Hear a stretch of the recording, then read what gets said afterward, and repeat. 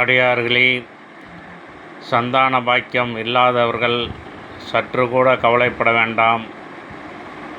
பிரதோஷ நேரத்தில் சிவன் ஆலயத்திற்கு சென்று நந்தியம்பெருமானுக்கும் சிவபெருமானுக்கும் தாங்கள் பிரார்த்தனை செய்து கொண்டு இளநீர் அபிஷேகம் செய்யுங்கள்.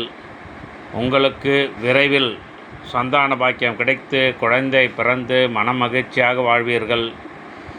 நாம் இறைவனுக்கு ஒவ்வொரு பொருட்களில் அபிஷேகம் செய்தால் ஒவ்வொரு விதமான பலன்கள் கிடைக்கும்.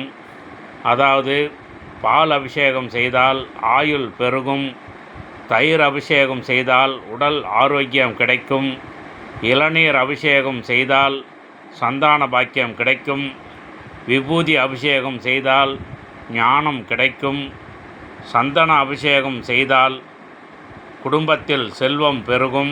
ஆகவே ஒவ்வொரு அபிஷேகத்திற்கும் ஒரு பலன் உண்டு. சந்தான பாக்கியம் இல்லாதவர்கள் கவலைப்படாமல் பிரதோஷ நேரத்தில் நந்தியம்பெருமானுக்கும் சிவபெருமானுக்கும் இளநீர் அபிஷேகம் செய்யுங்கள். விரைவில் உங்களுக்கு சந்தான பாக்கியம் கிடைத்து குழந்தை பிறந்து மனமகிழ்ச்சியாக வாழ்வீர்கள். இந்த நல்ல தகவலை பல அடியார்களுக்கு அடியேன் சொல்லி பலருக்கு சந்தான பாக்கியம் கிடைத்து குழந்தை பிறந்து குடும்பத்துடன் மனமகிழ்ச்சியாக வாழ்ந்து கொண்டிருக்கின்றார்கள். இது உண்மையான தகவல்.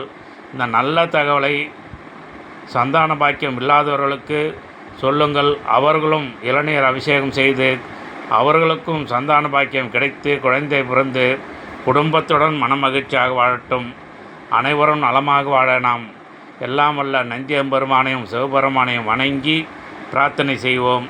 திருச்சிற்றம்பலம் தில்லையம்பலம், திருச்சிற்றம்பலம் தில்லையம்பலம்.